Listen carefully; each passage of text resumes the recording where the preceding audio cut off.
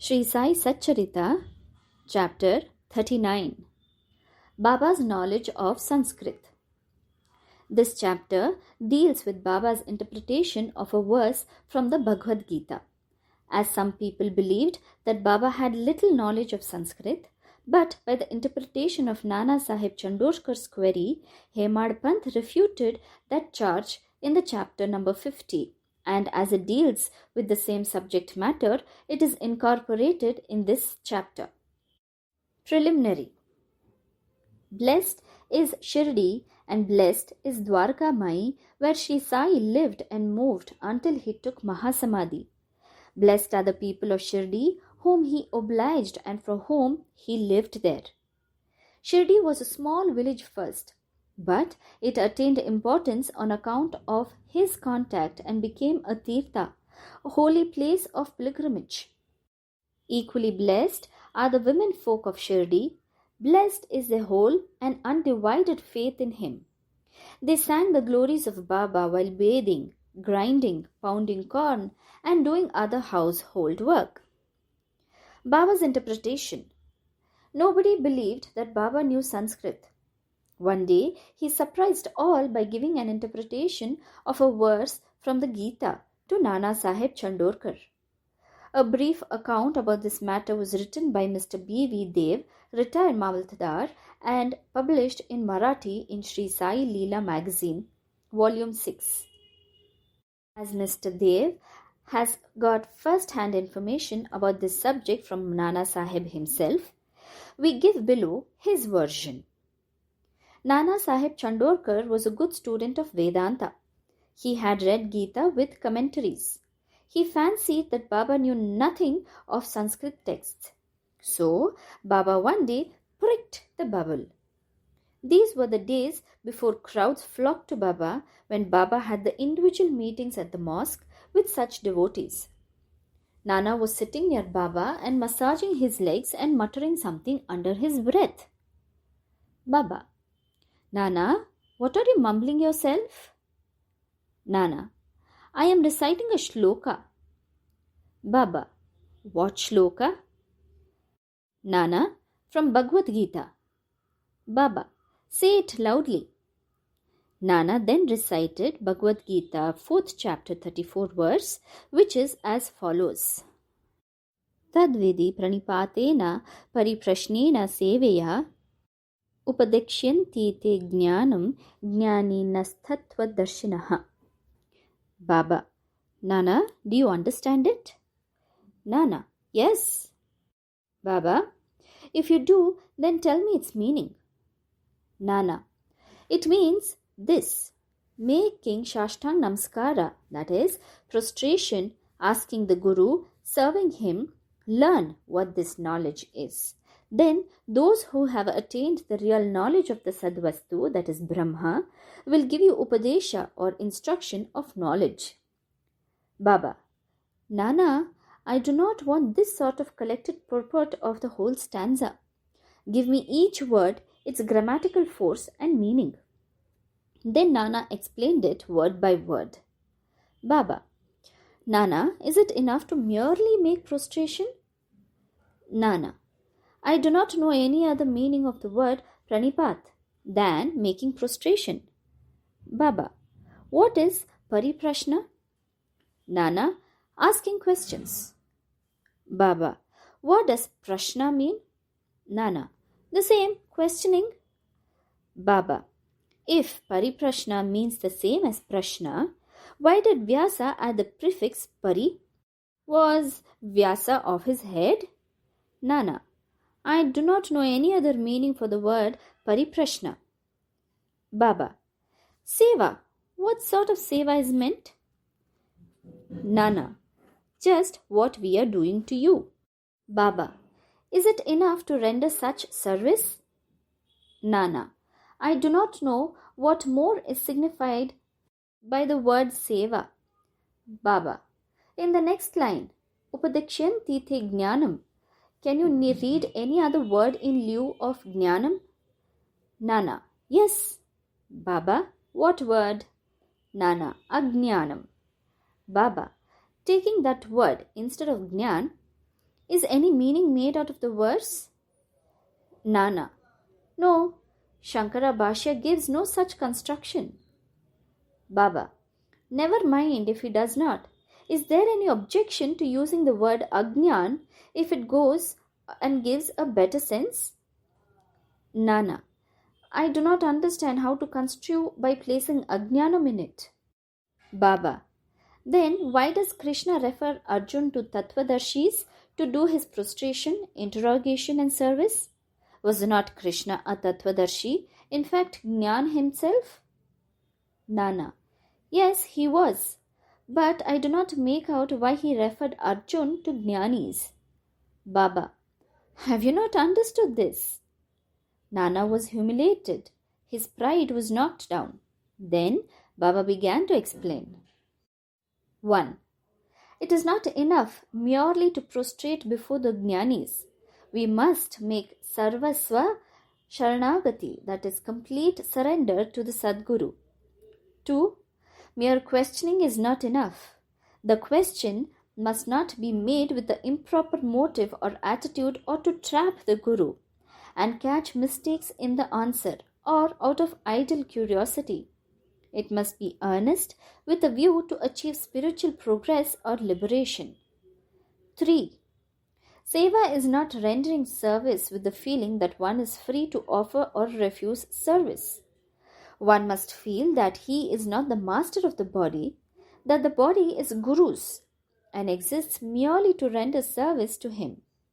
If this is done, the Sadguru will show you what the knowledge referred to in the previous stanza is. Nana did not understand what is meant by saying that a Guru teaches Ajnan. Baba. How is Jnana Upadesh, that is, imparting of realization, to be effected? Destroying ignorance is Jnana. Removal of ignorance, O Arjun, if dream and sleep disappear, you are yourself. It is like that also. Is there anything different or independent in Jnana besides the destruction of ignorance? Expelling darkness means light. Destroying duality or Dvaita means non-duality, that is Advaita. Whenever we speak of destroying Dvaita, we speak of Advaita. Whenever we talk of destroying darkness, we talk of light. If we have to realize the Advaita state, the feeling of Dvaita in ourselves has to be removed. That is the realization of the Advaita state. Who can speak of Advaita while remaining in Dvaita state? Unless one gets into that state of non-duality, how can one know it and realize it?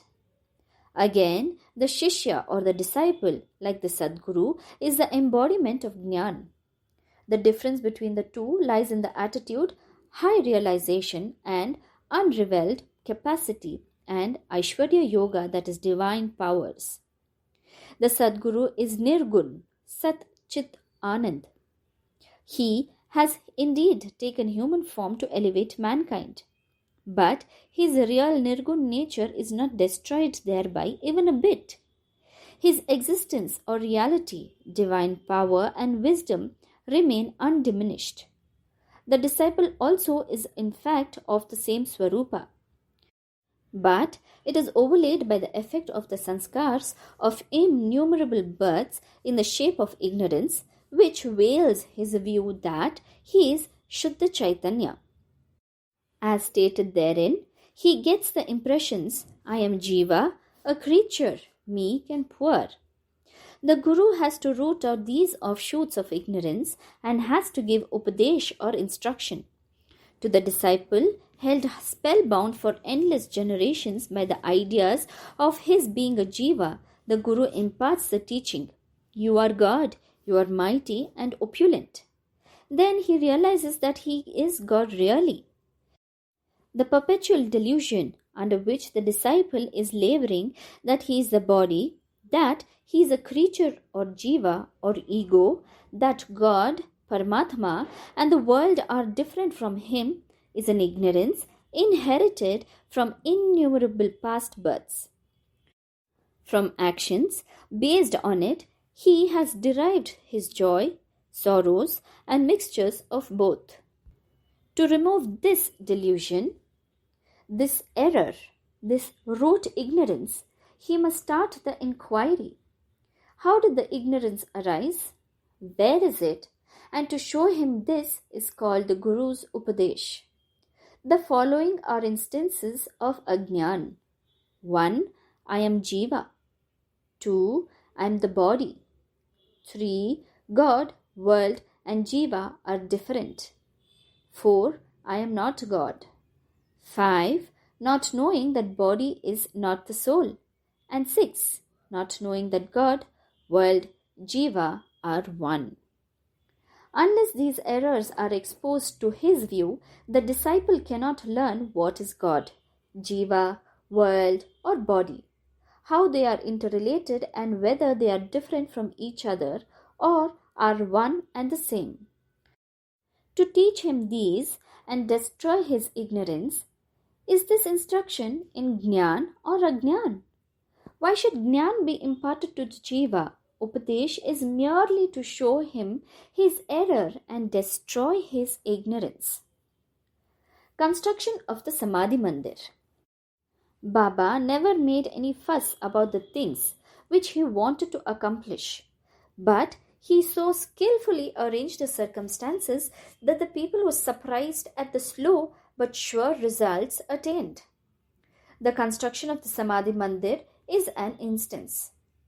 Shriman Babu Sahib Bhuti, the famous multimillionaire of Nagpur, lived in Shirdi with his family. Once, an idea arose in his mind that he should have a building of his own there. Sometimes after this, while he was sleeping in Dikshit's Vada, he got a vision. Baba appeared in his dream and ordered him to build a Vada with a temple. Shama, who was also sleeping there, also got a similar vision. When Bapu Sahib awakened, he saw Shama crying and asked the latter as to why he was in tears. The latter replied that in his vision, Baba came to him and ordered distinctly, "Build the Vada with the temple. I shall fulfill the desires of all." On hearing the sweet and loving words of Baba, I was overpowered with emotion. My throat was choked, my eyes were overflowing with tears, and I began to cry. Bapu Sahib was surprised to see that both their visions tallied. Being a rich and capable man, he described to build a Vada there and drew up a plan with Shama. Kaka Sahib Dikshit also approved of it. And when it was placed before Baba, he also sanctioned it immediately. Then the construction work was duly started, and under the supervision of Shama, the ground floor, the cellar, and the well were completed. Baba, on his way to and from Lendi, also suggested some improvements. Further work was entrusted to Baba Sahib Jog. And when it was going on, an idea struck Babu Sahib Bhuti's mind that there should be an open space or platform, and in the center the image of Murlidhar, that is Lord Krishna with the flute, should be installed. He asked Shama to refer this matter to Baba and get his consent. The latter asked Baba about this when he was just passing by the Vada. On hearing Shama, Baba gave him his consent, saying, "After the temple is complete, I shall come there to stay." And staring at the Vada, he added, "After the Vada is complete, we shall use it. We shall live, move and play there, embrace each other and be happy." Then Shama asked Baba whether this was the auspicious time to begin the foundation work of the central room of the shrine. The latter answered in the affirmative. Then Shama got a coconut broken then and there and started to work. In due time, the work was completed and an order was also placed for making a good image of Murlidhar. But before it was ready, a new situation turned up. Baba became seriously ill. Bapu Sahib became very sad and dejected, thinking that if Baba passed away, his Vada would not be consecrated by the holy touch of Baba's feet, and all his money, about 1,00,000 rupees, would be wasted away.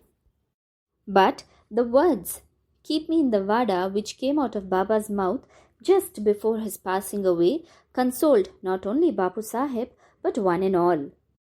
In due time, Baba's holy body was placed and preserved in the central shrine meant for Murlidhar, and Baba himself became Murlidhar, and the Vada thus became the Samadhi Mandir of Sai Baba. His wonderful Leela is unfathomable.